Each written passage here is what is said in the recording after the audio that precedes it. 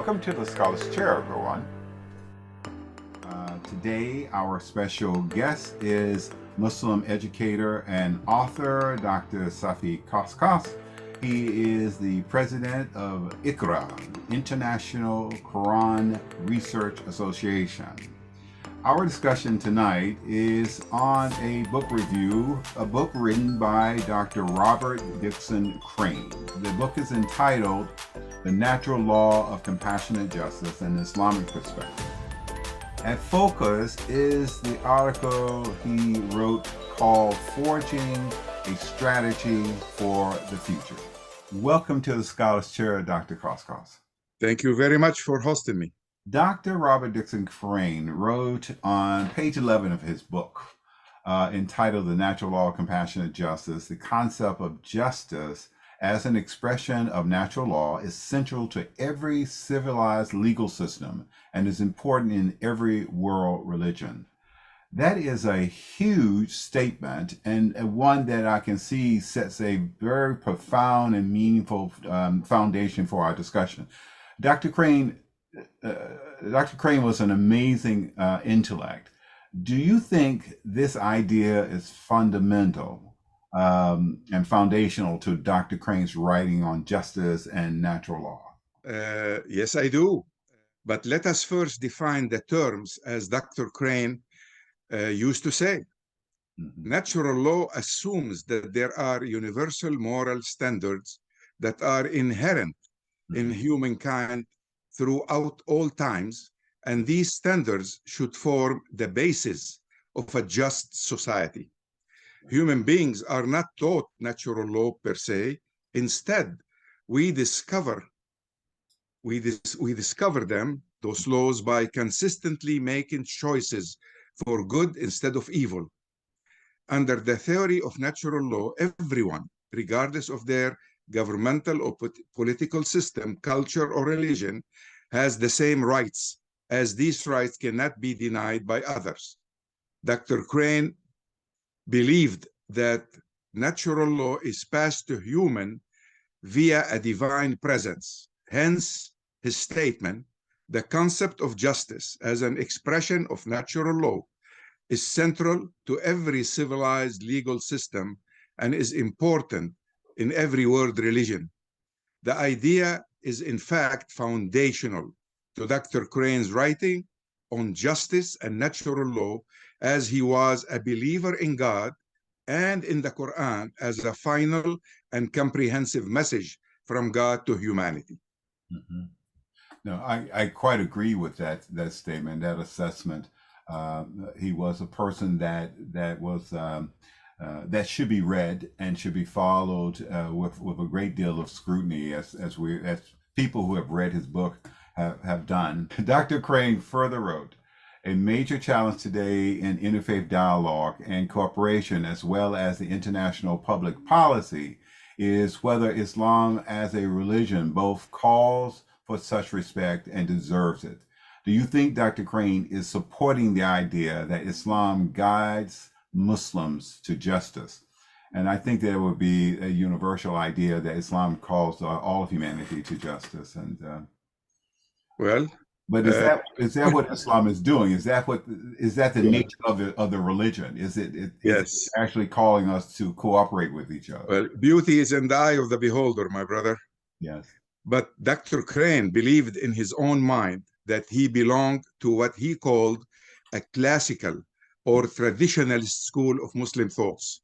Yes. Because Muslims are not monolithic. Muslims, 1,800,000,000, close to 2 billion now, they might have 2 billion different ideas about what Islam is all about. But in Dr. Crane's mind, he belonged to a particular school of thought, and he called himself classical or traditionalist Muslim. As such, he called us to go to the source of Islam, namely the Quran and the Sunnah, as well as the traditional heritage of Muslim scholars. Hence, to answer this question, we need to consult the Quran as the main source of understanding Islam. And yes, the Quran confirms that Islam guide Muslims to justice. It suffices to read the following verses from the Quran, confirmed by the Sunnah of Prophet Muhammad sallallahu alaihi wasallam. The first verse say, God orders justice, good works, and generosity to relatives, and he forbids vice, evil, and oppression. He warns you that you will keep all this in mind. This is in chapter 16, verse 90. In another verse, God says, believers, uphold justice and bear witnesses to God, even if that witness is against yourself, your parent, or your close relatives. Whether a person is rich or poor, God can best take care of both. Refrain from following your own desires so that you do not act unjustly. If you distort the truth, God is fully aware of what you do. This is in chapter 4, verse 135. This verse has recently been posted on the entrance wall of the Harvard Faculty of Law School, along with two other quotes that best encapsulate the idea of justice. Mm-hmm. And you feel that justice is the primary foundation for world cooperation and developing a paradigm of thought for this cooperation. Now you're asking me my own opinion. Yes. And Dr. Crane and I always had a debate. And as a matter of fact, Mm-hmm. after I finished the translation of the Quran, Mm-hmm. one day I asked myself a question. What is God trying to tell us in this book? What is the essence of this book? Mm-hmm. And when the answer came to me, it shook me. It shook me to the core. I didn't expect it. The voice in my head said, the essence of the Quran is freedom, because God wants you to come to him with your free will. And to me, justice is a choice. Without freedom, we cannot choose justice. Mm-hmm. So we have to be free in order to choose justice. And Bob Crane bounced between accepting my thoughts Mm-hmm. and forsaking his deeply entrenched idea about justice, Mm-hmm. or reverting back to justice, and told me that freedom is a result of justice. Well, it's okay. Let's agree to disagree on this. I believe we start with freedom, and with freedom we can choose justice. And he believed justice comes first, and it is the essence of everything he wrote about. And not only justice, but compassionate justice. Yes. And there is a difference there. We can talk about later if you choose to. Yes, it's very interesting. I might circle around back to that. The chapter that we've been considering is chapter 11 of his book. Is entitled "Forging a Strategy for the Future," which I thought was very interesting. And it's interesting that as I was looking through the book, that I came across it, because we're in such emotional strife at the moment in this country, and we need a plan for the future in order to bring the world together. And he has some very interesting ideas about that. I mean, in fact, Dr. Crane wrote, the key to successful grand strategy to promote American leadership in the world is to take the high road of seeking and promoting opportunity rather than focusing primarily on the low road of seeking and responding to threats. I found that very interesting, and I found it something that people can do. Yes, indeed. Actually, when we talk about strategy, Dr. Crane's statement reflects his view on grand strategy, Mm-hmm.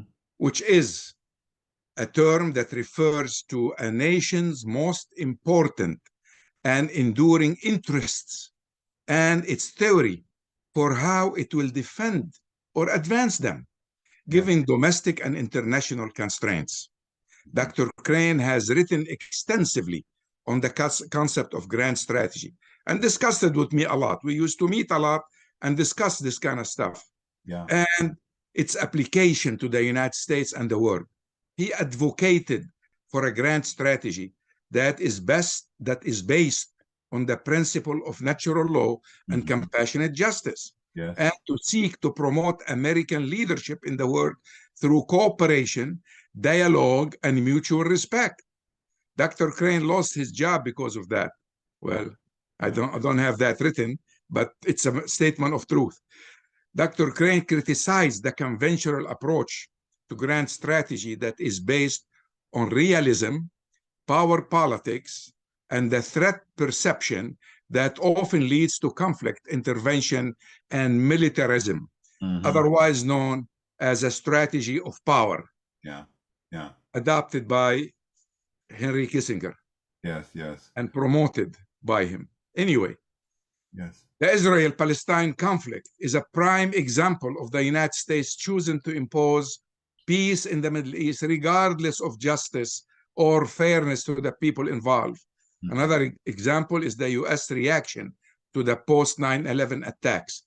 I can say a whole lot more there, but I will wait to see how we're gonna do with time. I think that Crane was trying to focus us on, and yes, he was not unmindful of this issue. He talked about it at quite some length. Yes. In a synagogue, which I invited him to speak in, and it was kind of a very challenging statement that he made to the audience. But he was not afraid of fear. He had no fear with people. Dr. Crane writes that Christians, Muslims, and Jews are facing a common enemy. His question was, what can Muslims do about copying the grave crime of collective guilt by blaming America and Christians and Jews? It seems that Muslims do fall into the trap of blaming all of America and all the Jews and all the Christians for the problems they face. Did you say Muslims or did you say some Muslims? Yeah, some Muslims. If you say Muslims, you fall into that trap yourself. Thank you very much. Actually, it's some Muslim. Some Muslims. Actually, when Dr. Crane wrote this, American Muslims were suffering the consequences of the 9/11 attacks, and the pursuing anti-Islam movement that generalized and attempted to condemn Islam as a religion, rather than the very few radicals who may have planned the 9/11 attacks.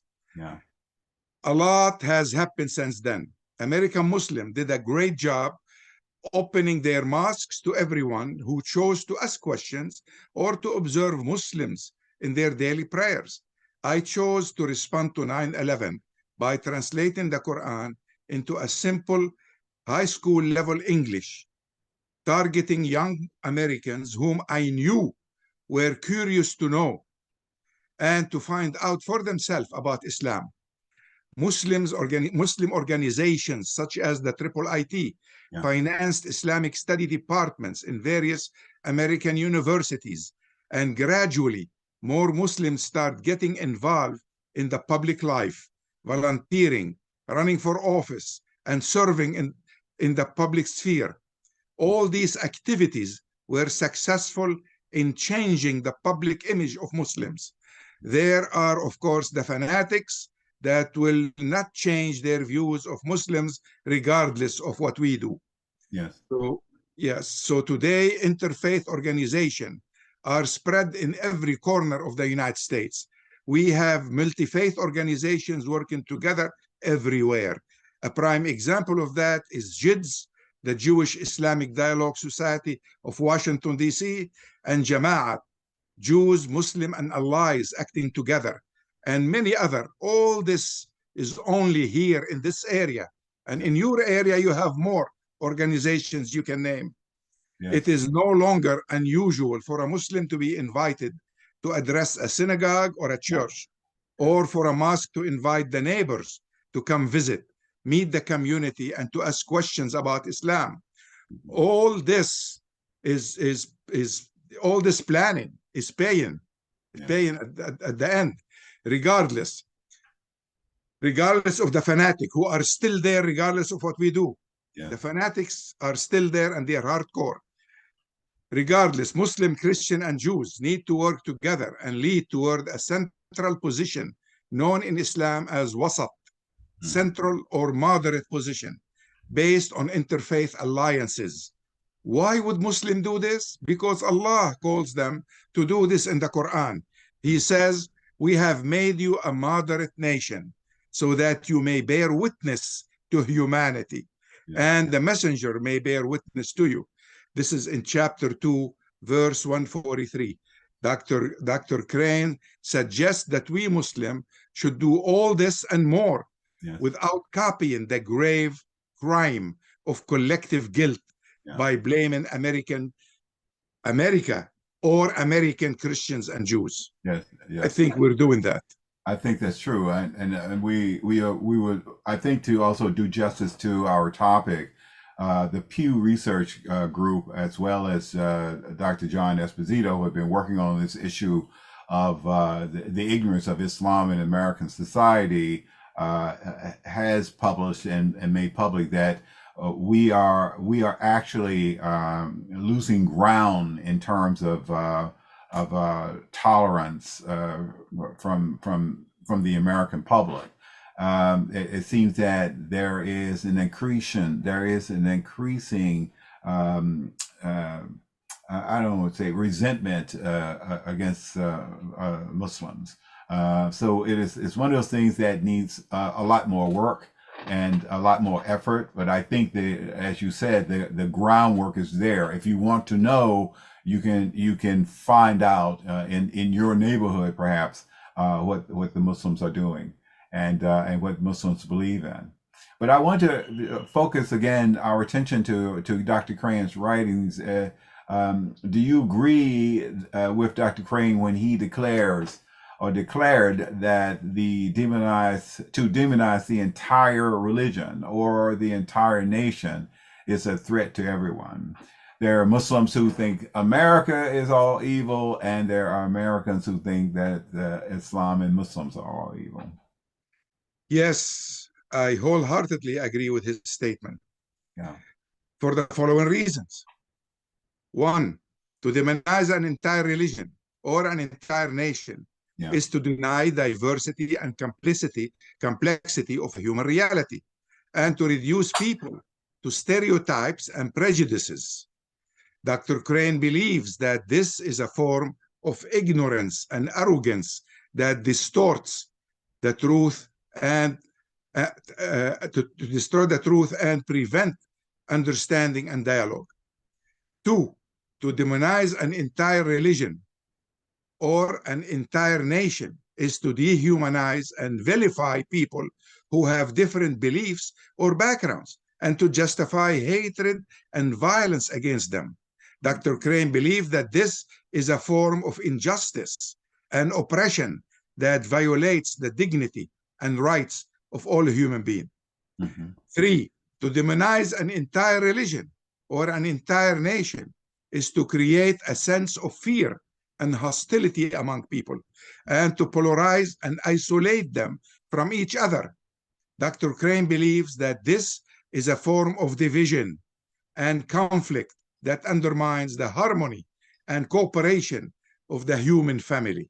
Mm-hmm. Number four, to demonize an entire religion or an entire nation is to challenge the sovereignty and legitimacy of God, who created all people and gave them dignity, and who commands them to respect and love each other. Yeah. Dr. Crane believes that this will be a form of blasphemy and rebellion that contradicts the will and purpose of Allah and does not generalize, because God does not generalize in the Quran. In chapter 35, verse 18, we learn that each person is responsible for her own deeds, and we shouldn't condemn innocent people for the crimes of criminals. God taught us in the Quran not to generalize. Yeah. Yes, not to generalize. Yes, and I think this is one of the ideas that Dr. Crane is trying to focus our thinking on in his book. to stop generalizing and focus on specifics. And hence the next question is how do we persuade policymakers to make the term radical extremists without reference to religion in order to distinguish between a religion and those who carry out crimes against humanity in its name? That's a very good question, actually. Actually, is a challenging question Yes. that requires a careful answer. Yes. Here are some possible ways to persuade policymakers to use the term radical extremists without reference to religion in order to distinguish between a religion and those who carry out crimes against humanity in its name. Actually, if you work with a member of Congress or of the Senate, you would know that to convince them to do something requires a lot of work, and it starts with the committee, doesn't start with the congressman or the senator. So Muslims need to be wise, and if they want to change the reality or the present grand strategy that exists today in the United States, they need to know that they need to start maybe with the think tanks, not even with the committees in Congress. So we need to be wise to all this. But here are the reasons we need to, I think we can change things if we follow this reasoning. We can explain that using religious labels for radical extremists can be inaccurate, misleading, and counterproductive. It can be inaccurate because it implies that the extremists represent the true or authentic version of that religion, which is often rejected by the majority of their co-religionists. It can be counterproductive because it can alienate and stigmatize the moderate and peaceful follower of that same religion who can be valuable allies in countering extremists and promoting peace. 2, we can provide evidence and examples of how using religious labels for radical extremists can have negative consequences for national and international security and stability. For instance, it can fuel the narrative of the extremists that they are engaged in a holy war against their enemies and that they have divine sanction and support for their action. It can also increase the risk of hate crimes, discrimination, and violence against innocent people who share the same religion as the extremists, and we witnessed many of that, which can undermine social cohesion and human rights. This is definitely happening every day. 3, we can suggest alternative ways of describing and addressing radical extremists that do not rely on religious labels, but rather focus on their actions, behavior, and ideologies. For example, instead of calling them Islamic terrorists or Christian militant, call them violent extremists or anti-democratic radicals. Instead of using terms like jihad or crusade, use terms like armed struggle or campaign. Instead of using terms like Islamism or Christian nationalism, use terms like religious extremism or religious authoritarianism. These terms are more precise, objective, and inclusive, and they do not imply any endorsement or affiliation with a particular religion. This is absolutely excellent. I think that the clarity of that can really make a difference. I mean, just simply speak the language that most people in America understand, and to be clear about that. I think Dr. Crane was dealing with Al Qaeda, which created a lot of problems for Muslims in America. But I think that the problem still exists, that somehow we who are Muslims are communicating something that is not Islamic. And I think that one of the things that Dr. Crane kind of directed us to is he placed a lot of blame for extremism among Muslims on Wahhabism, and I wanted to know whether you agreed with that. I wanted to get that in before the end here. Yeah, we will. I agree with him, but all this is historic in my mind. But let me address the first question. From my own research on this question, I found that Dr. Crane defines the totalitarian mind in the West regarding Islamic fascism as follows. And I looked at it in detail and did research on this. I even use AI to find the answers. I'm not kidding.